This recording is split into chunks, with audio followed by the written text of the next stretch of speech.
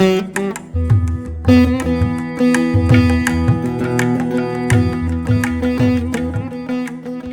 I now invite Mansaram Dey research scholar Chinmaya Vishwa Vidyapeeth to present his paper titled An Analytic Study of Vyāsācālya, Śaṅkaravijaya, Text, Context and Tradition.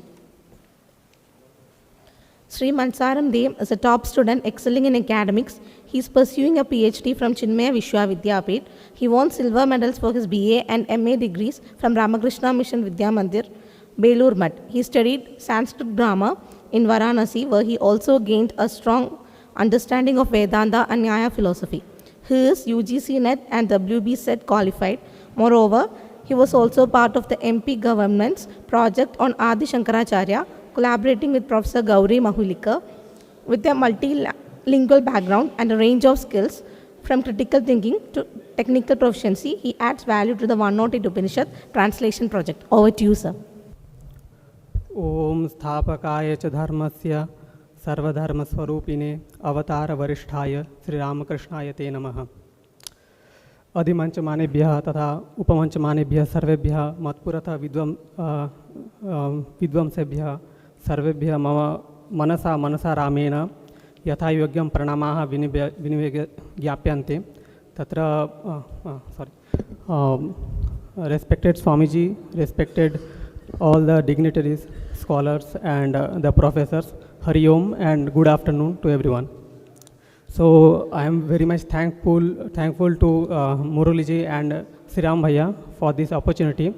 It is my privilege today to present an analytical overview of Śaṅkaravijaya of Vyāsācālya.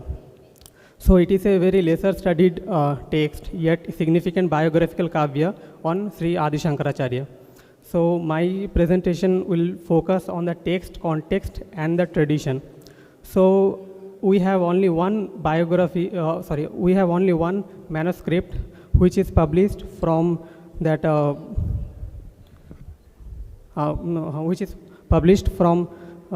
Chennai manuscript Madras Government Oriental Manuscript Series, edited by T. Chandrasekhar and published in 1953.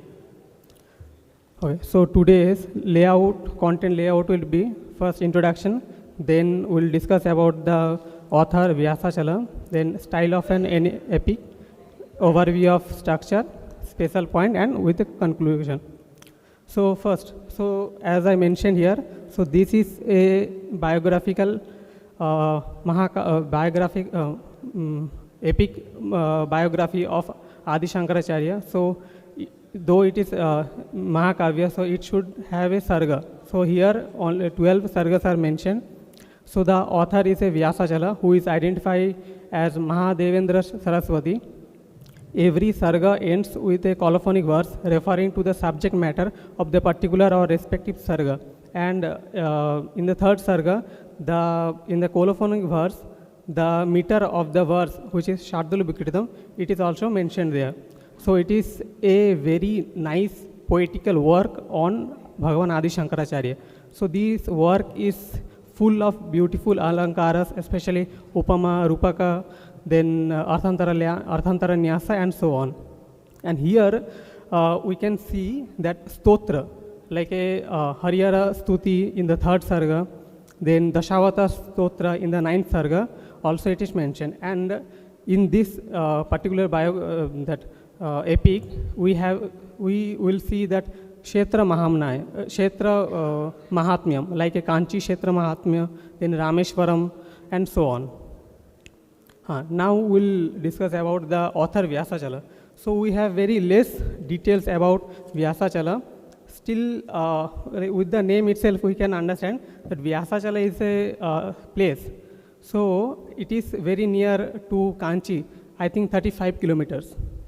Okay, so very little dependable biographical information is available about Vyāsācālya. Wherever we know comes mainly from the later Guru Parampara list in Tamil tradition and a few inscription not from his own work or any early sources. So a critical or another thing, we have evidence of a copper plate inscription dated 1507 Common Era issued during the region of Narasimha Devaraya, who is that Vijayanagara era. He was the king on that time. So this inscription collaborates the Guru Parampara account and they establishes Vyāsācālya as a historical pontiff, not only legendary or any symbolic figure. So another thing is that traditional Tamil source describe Vyāsācālya as a Kanchi native. His original name is Kuppunna. So upon this assuming leadership of the Kanchi Kamakoti Peeth, he received a monastic name of Mahadevendra Saraswati. So this transformation symbolized the shift from the household to the monastery level.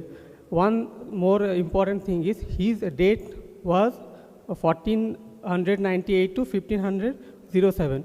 So it is mentioned in that copper plate. And also that, as I said, according to the tradition, Mahadevendra Saraswati performed intense tapas in the cave of mountain called Vyāsācālya, where he attained the Siddhi also. So the name itself shows two things. First is the work of Vyāsācālya and also the significance of the place. And also he got Samadhi in the date is Ashada Krishna Paksha. So, and it is not that he is not praised or mentioned by any other acharyas. Yes, in Madhavacharya and in Śaṅkaravijaya and also Kerala Śaṅkaravijaya, there we can see his name and with a Kavi. He mentioned as Kavi. So now the overview of the structure, we have already seen this. Now we'll go by Sarga.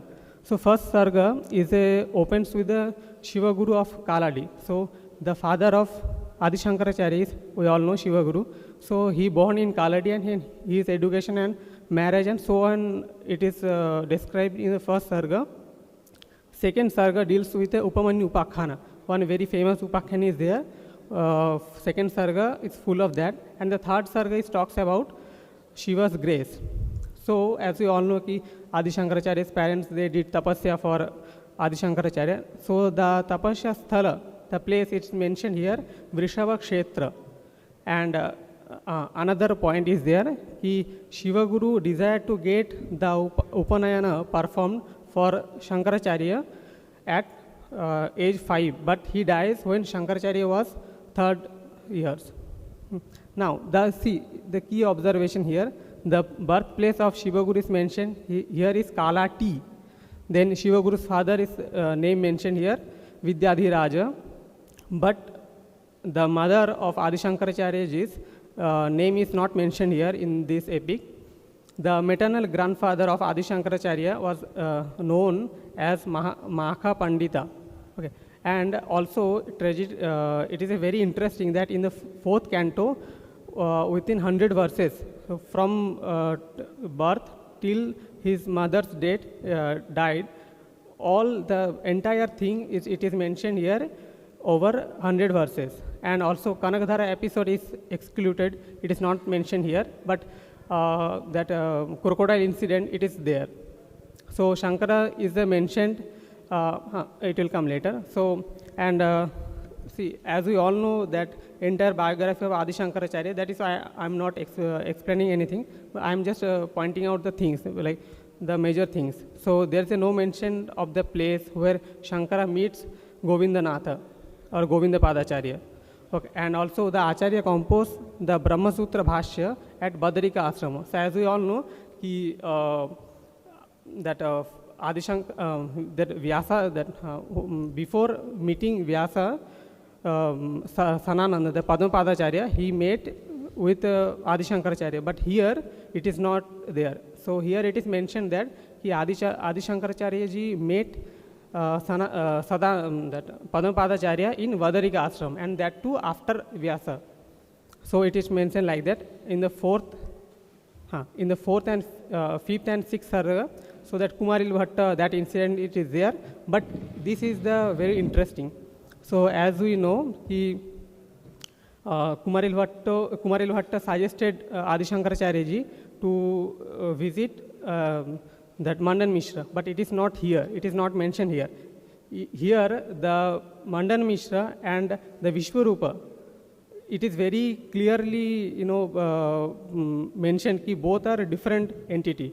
So, what here Kumaril Bhatta told, he told to Adi Shankaracharya ji, you go and meet Vishwarupa instead of Mandan Mishra. We'll come to Mandan Mishra later. So, he told he in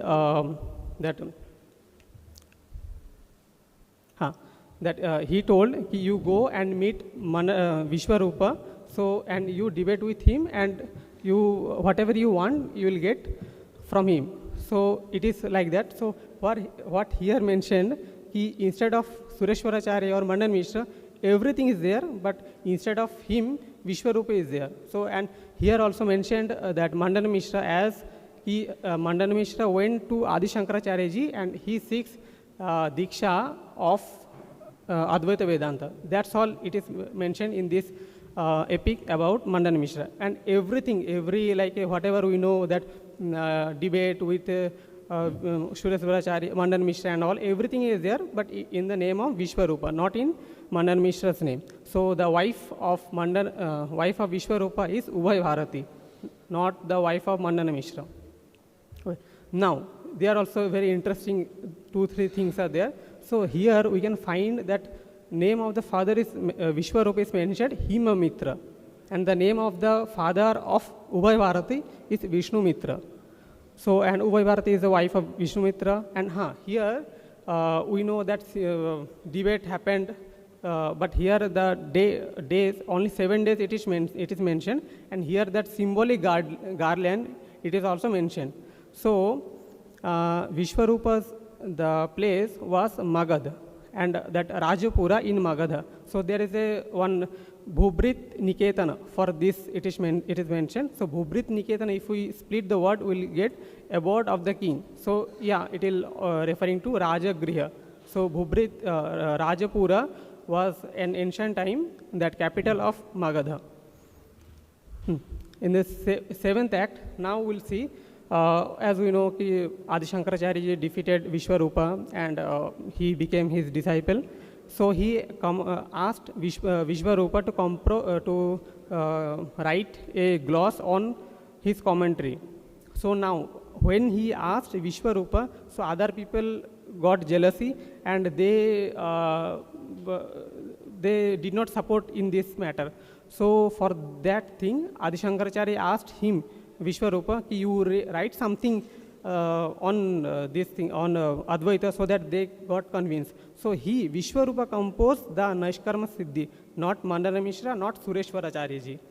And one more important point, if you see this epic, if you read this epic, you will find everywhere the sannyasi name of Sananda is Padmapadacharya or Nandana, Sanananda, whatever. And the Sureshwaracharya is the Vishwarupa's, that sannyasi name is Sureshwaracharya. But here, the name of Sureshwaracharya and Padmapadacharya, it is not mentioned anywhere. Only 1 or 2 places is there where it is mentioned, but rather than that, everywhere it is mentioned as their Purvashrama Nama. So, and after that, Sanananda composed his gloss on Shankaracharya's commentary, of which the first part is called Padmapadika, and it is called Vritya. This is now Naishkarma Siddhi of Sureshwaracharya and Panchapadika of Padmapadacharya, both name are mentioned here. But Adi Shankaracharya ji never asked to Padmapadacharya to write Panchapadika. So it is also mentioned here. And Sureshwaracharya ji or Vishwarupa, he wrote a Vartika on Taittiriya and Brihadaranyaka Upanishad as well. So in bracket, I referred the verse name as well. And one more interesting another point is, Shankaracharya ji here mentioned as a Taittiriya Krishna Yajurveda Shaka, not as we all know, he is from Rigveda Shakha, but here it is mentioned as Taittiriya school of Krishna, Taittiriya Shakha of Krishna Yajurveda. And also the Vishwarupa, he is the Shukla Yajurveda Shakha, Kanva Shakha of Shukla Yajurveda. So this is the description, it is there. Now we'll go to 8th and 9th. It is like as we know, so that destruction of the Padmapadika by Padmapadacharya's uncle and all, so on. Then here Kapalika incident, it is mentioned. Totakacharya's devotion, it is mentioned. And that Nisimha, this episode also, it is mentioned here. Now, here see the key observation. No reference to the Acharya's revival of Panchapadika.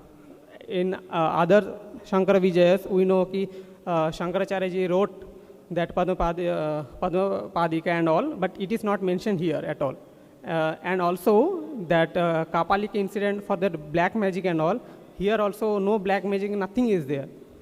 Only that main things are there. And in the 9th and 10th and 11th Sarga, it is also interesting. It is about Adi Shankaracharya got on that issue of health issue, that Bhagandhara.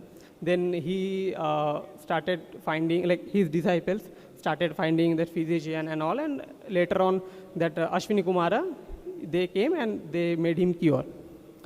And the last Sarga is the 12th Sarga. Here we will see that Parakaya Pravesha, that incident not in that debate thing, but here. And also we'll see encounter with the Hastamalaka in Srivalli, then that journey to Kashmira and the Sarvagnya Pita, we'll see the points. Then philosophical debate with a rival school, like many schools are there mentioned. He defeated Nyaya, Vaisheshika, Mimamsa, like that. So many schools names are mentioned here. And it is concluding with the Sarvagnya Pita and examination by the goddesses Saraswati and all. It is also mentioned here. Now, and a key observation is here Sarvagnya Pita is to be in Kashmir, not in Kanchi or no other places it is mentioned. So the Parakaya Pravesa takes place before ascending the Sarvagnya Pita. And here also that Kanchi thing comes. So Ruchira Desha mentioned, but it is not mentioned directly this is the Kanchi or any other places. Okay. So now so far like we have seen the the main or major points from the epic. So if you see the Mahakavya, you will find many, like a few places are there. Those sargas are directly related to Adi Shankaracharya's life. If you leave everything, here you, like in why I am saying that this epic is a unique and this is the first, we can say that we have a textual any evidence, because this is the most ancient text other than other available text we have now. So here the author, he did not take any superficial or supernatural things in this Mahakavya. So here he did not mention about that that Kama, that in the debate the Ubhay Bharati, she did not ask him about the Kama Shastra and all. That thing it is not mentioned here. Even that when Adi Shankaracharya ji got that black magic thing, it is also not here mentioned. Then Kanakdhara Stotram, it is not mentioned here. Like that episode itself, it is not mentioned here. So if we see or if you just visualize all the points in front of our eyes, so we'll see this epic is a totally practical epic on Adi Shankaracharya's life. So in conclusion also, like a special point for I mentioned here, only a few places among the various places across Bharata associated with Adi Shankaracharya's life find a mention in this work. None of the mathas find a mention. This is also a very important point. We'll see in the next slide. There is a reference to the Adi Shankaracharya's stay at Vadarika Ashram, but Dwarka and Puri find no mention. Despite his connection with the Kanchi Kamakoti Pitha, the author never makes a mention of Kanchi Kamakoti Pitha anywhere. So if we see, there is a, just 1 minute. So, Atmabodha, Atmabodhendra Saraswati, in his commentary on Jagadguru Ratnamala, so he quotes 5 verses for which he mentioned ki these verses are there in Vyāsācālya's Śaṅkaravijaya. But actually, if you see this edition, it is not mentioned. It is mentioned, but those verses are, it is mentioned as an extra, not in the actual text. So that is also pointless. So another thing, so I was talking about that 4 mathas, no? So here one shloka is there, Eka Shakhi Shankarakyas Chaturdha Sthanam Bheje Papa Shantyai Jananam Shishyahi Skandhai Shishya Shakhaihi Mahadbhi Jnanam Pushpam Yatra Moksha Prasutihi. So here we'll see ki Eka Shakhi, like a Bhagavan Adi Shankaracharya ji, he is a kind of a one tree. So he has 4 trunks. And that 4 trunks has multiple branches.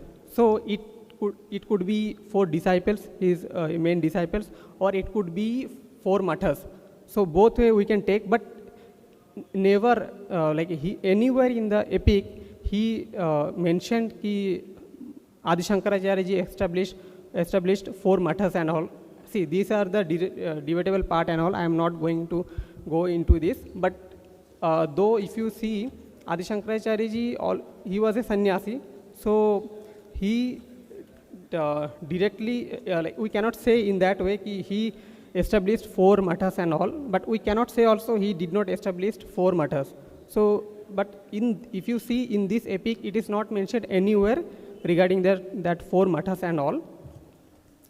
So, in the conclusion, so now, if we see this work as a Mahakavya, not in the front of, not in the light of biography on anywhere, it is a wonderful work, and this work is full of sahitya, rasas, alankaras, then upamas, gunas, everything. It's a wonderful work. If you see, there are so many subhashitas are there in a wonderful way. So that Śaṅkaravijaya is a Mahakavya driven doctrinal text. So not a full historical biography. See, now I mentioned this point here because I read Madhavas and Anandagiri and so on Mahakavya, that Adi Shankaracharya's biography. So I have in my mind ki his biography or his whole life is like this. So based on that point of view, I mentioned this thing. So then transmission of Advaita through disciples, then Kanchi theory remains suggestive here, not conclusive. So like that, this is kind of research findings I got from this.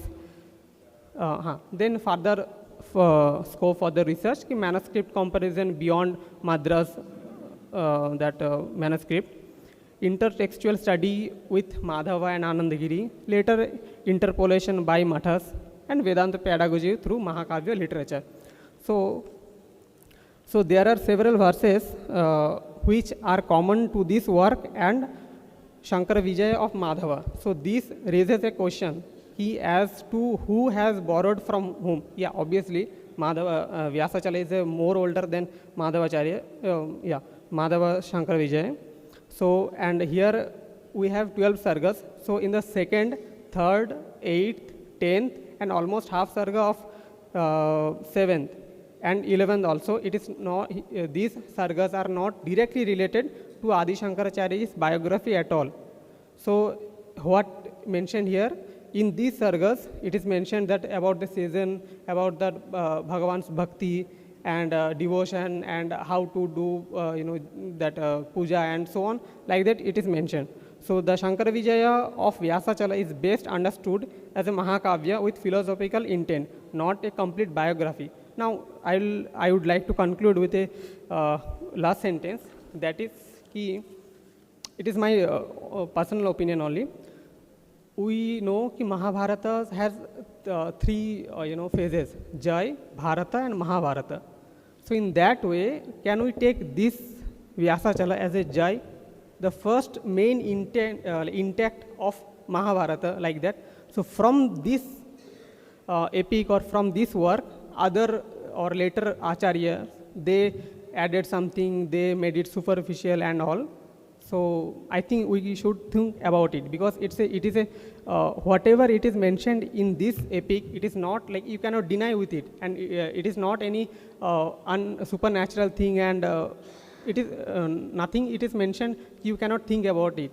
So I think we should think this epic as a Mahakavya as well, and as a Jai of Mahabharata series. So thank you. Hari Om to all. How do you, what do you mean by Kanchi theory is suggestive? Sorry? You say Kanchi theory is suggestive. What do you mean by that? Yes, because we all know that whenever we are telling ki Vyāsācālya, so Vyāsācālya is related to Kanchi Kamakoti. Whenever we say... based on what? Based on what? The colophon, or what are you basing it on? How do you say that Vyāsācālya is Kanchi Kamakoti Peetham? Yes, because Kanchi's Kshetra Mahatmya, it is mentioned here. Okay.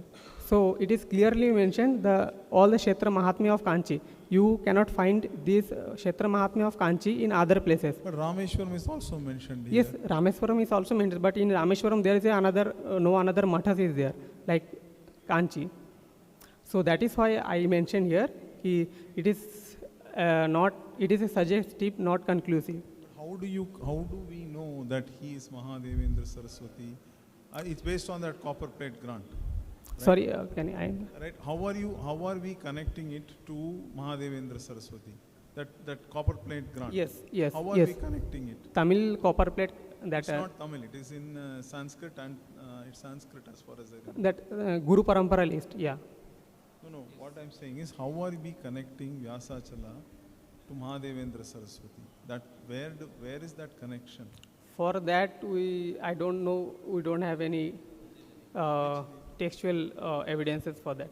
So Guru Parampara name is there, the year is there. Because we don't know any other Vyāsācālya in the history of the But Vyāsācālya is not mentioned in the copper plate grant also. So how is that connection made? Well, Chandrasekhar must have mentioned it in his foreword. Huh? Chandrasekhar has mentioned that it is the commonality is only on the basis of the name. Since no other Vyāsācālya is known, and Vyāsācālya Mahadevendra Saraswati, his period is almost determined on the basis of Guru Parampara and the copper plate. The identification is purely on that basis. It is actually it's actually a hypothesis. Yeah, he was known as Vyāsācālya according to the Guru Parampara Stotra, like Jagat Guru Ratnamada and the other one. 16th century. The date exactly what he mentioned was right, yes. Madhava is a much later work. About Madhava, I'll be speaking here in detail. So this afternoon we had a wonderful avial for lunch. Madhava's is a wonderful avial.